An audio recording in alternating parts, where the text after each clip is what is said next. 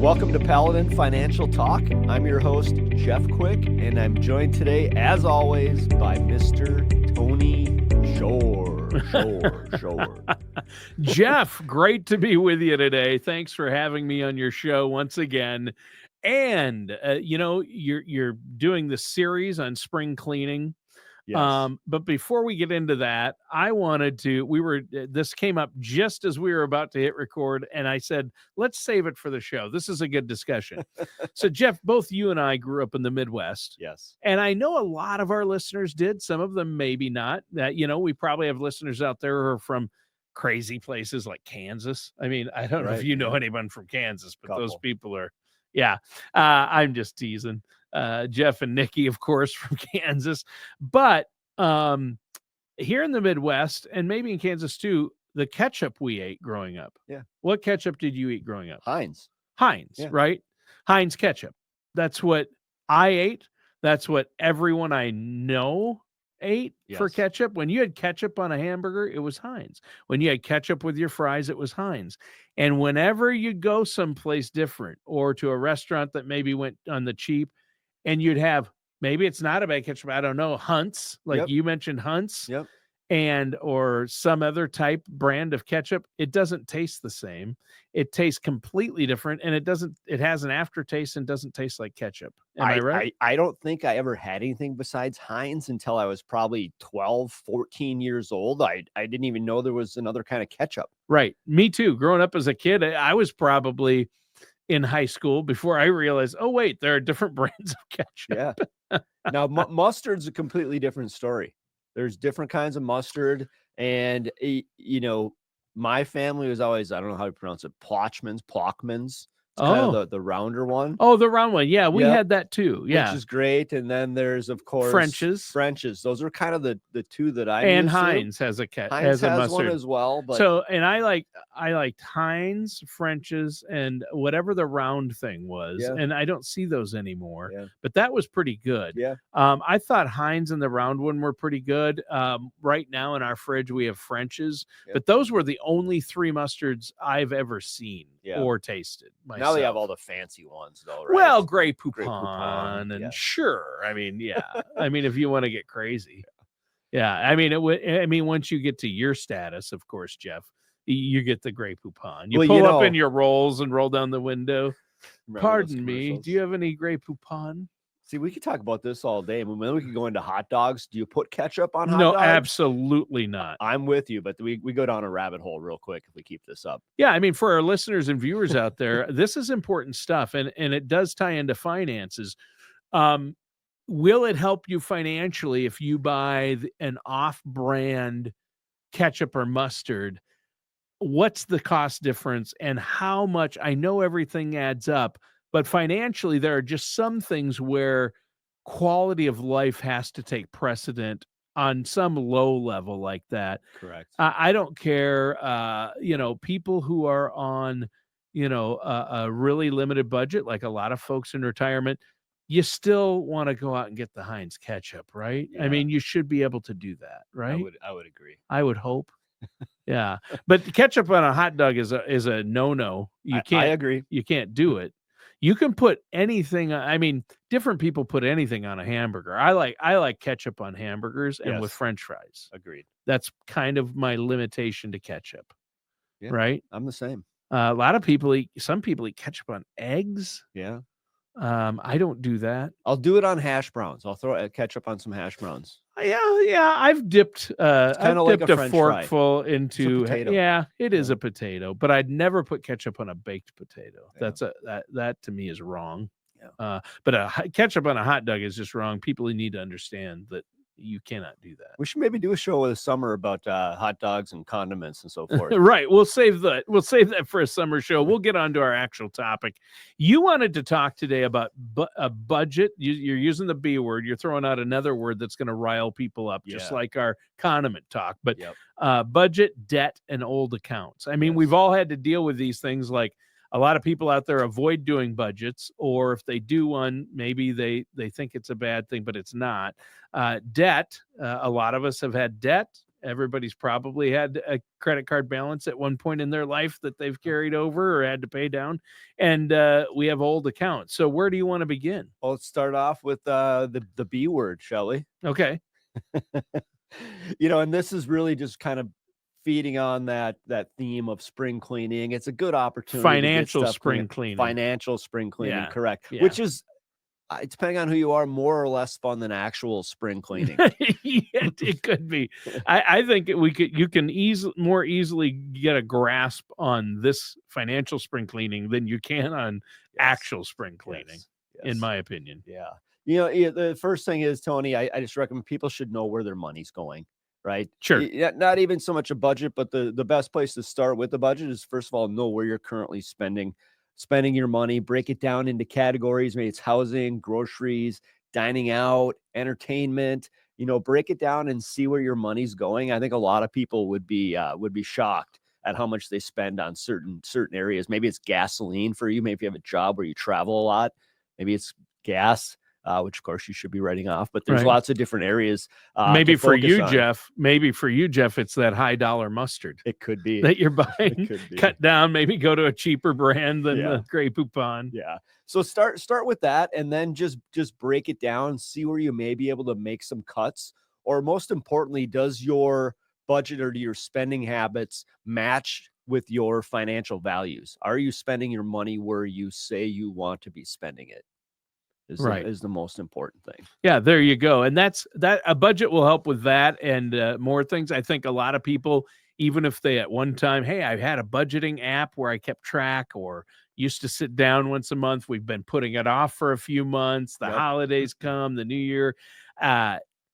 Dust off the old budget. Dust off the old budget. Yeah. And maybe it's best if you just use a different word, such as a spending. We call it a spending plan. Spending plan is much better way to put it. Yes. And look at it as where you want to be investing or spending your money versus where you don't want to.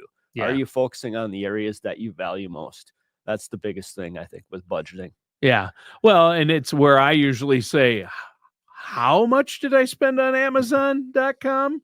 last month? What in the world? That's why we look at the budget, right? Yeah, there's that. Everybody talks about the coffee, that stuff. But in reality, that's a pretty small piece of things. At least hopefully it is for most people. But just take a look and know where your money's going. Yeah. Yeah. And just once you do it, the sense of relief you have when my wife and I don't budget. Yeah. We get stressed about money and we work ourselves up to a point. And then we've learned to discipline. We will at least every other week sit down and look at where we're at. We do a budget for the month at the beginning of the month, and we use an app, right? Okay. I use You Need a Budget. Okay. YNAB, or You Need a Budget. There's a small fee and it's a great budgeting app, but there are a lot out there, or some people prefer pencil and paper. A lot of our listeners and viewers probably write it down, but it helps us so much. Yeah. It helps us spend less in wasteful areas. It helps us manage our money, and just knowing where you're at is so helpful. Yeah. And, if you're struggling or anything, it's good to know where your money's at. It's good to know where it's at.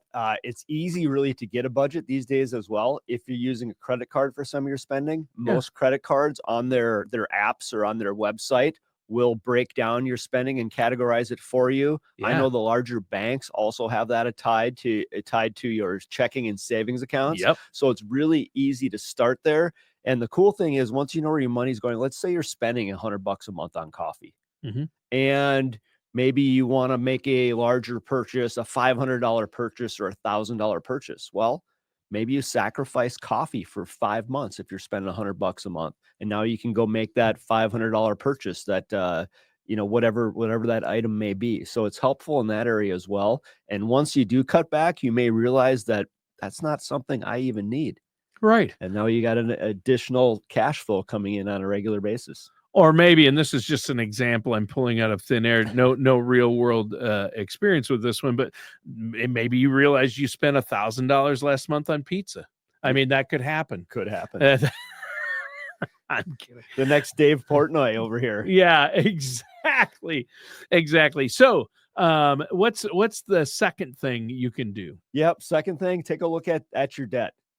See where your money's going, credit cards, car loans, student debt, personal loans, interest rates. Look at what you have, where your debt is, what type of interest rates you may be paying on that, and then make some determinations on the best way to pay that down or eliminate that debt 100%. Yeah. Well, and that sounds like really good. Maybe adjust your spending and then pay down debt. That sounds like good progress. How do you do that? What's the strategy? Yeah, you can look at a couple of different ways. You can do what they call the snowball method, where you grab the smallest debt you have and start paying those off first to have less debt payments. Or you may want to look at another term, the avalanche method, where now we're looking at what debt has the highest interest rate and start to pay those down first, which financially is probably the right thing to do.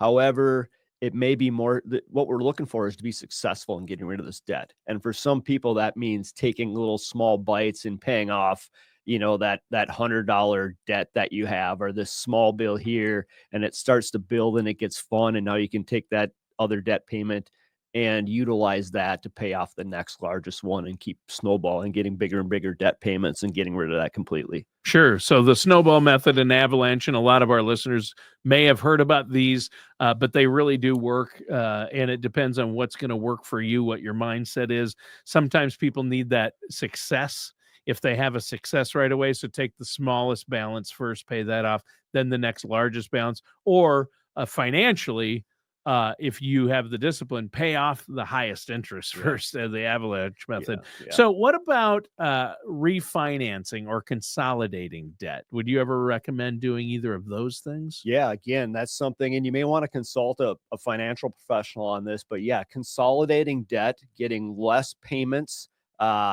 may be a good way for you to focus again, so you're not spread so thin all over the place. Getting refinancing debt to a lower interest rate is great. That makes 100% sense as long as you're not getting a lower rate for longer payment terms, right? Sure. That's easy to do, put it off. Well, I'm going to pay extra on this. Well, yeah, you're saving, 0.25% interest, but you just added 10 years to your loan. Did that really do anything? Yeah. So you want to look at it, make smart decisions. Both can work, a combination of the two. Consolidating a couple of smaller payments into a larger one at a lower interest rate may make sense for you as well. So again, consult a financial professional, look at it, make sure that it makes sense, and it's going to get you at the end of the day where you're trying to go. Yeah. And also making minimum payments can stretch a debt out for decades, can't it? Tony, I'm sure, maybe you haven't done this, but I may have in my past, put a Happy Meal or a number one at McDonald's on the old credit card and carried that interest for some time. I'm sure I've paid, a little bit of extra on some of the fast food extra, I ate in my younger days, right? Can you imagine? I'm sure we've all done it, or a lot of people out there have. I've done it. Yeah. I've bought a $20 item and probably ended up paying $100 for it because I just you stretch that interest out or something. It gets crazy. The $100 Big Mac or whatever you want to call it. Yeah. Right. The $100 Big Mac. That's a great title for a book. I mean, you'd be sued by McDonald's, but no, you could we could call it the $100 Big McDowell. Would that work? Big McDowell. The $100 McQuick burger. Okay. So consolidating can be good, but you have to be careful. Again, these are all things that you should consult with your financial professional on. Yeah. They can help guide you too. What's next for financial spring cleaning? Another thing to do is just kind of like consolidating, but get rid of some old accounts. Old checking, old savings accounts. Maybe you have multiple IRA, 401ks out there. Get those consolidated. So again, easier to review, easier to make decisions when you have less to think about, less to look at, right? A lot of things like that can help make sense. I know that my last car loan that I took out, I had to open up to get the lowest interest rate. I had to open up I think it was checking account. Sure. Like, a credit union or something, Yeah, right? I think I had a couple of accounts over there with like $5 in them just to get the accounts open. I've done that too at a credit union to get the loan. Yeah. Makes sense. And it's only $5, but why even Sure. have that hanging out there? Right. Something people don't think about with all these extra accounts. Each account you probably have a login and password for. So you're also exposing yourself to potential fraud by having these unnecessary accounts. So just another reason to consolidate things. Yeah, consolidate accounts. I like that. And especially, you might have old 401ks. Yes. I mean, pretty major accounts. I mean, it's one thing if it's a savings account with $5 in it, still great to get that off the books and out of your life. But a 401k, there are people, I think the average amount in the average 401k that people have forgotten about or forget that's out there, it's like $50,000.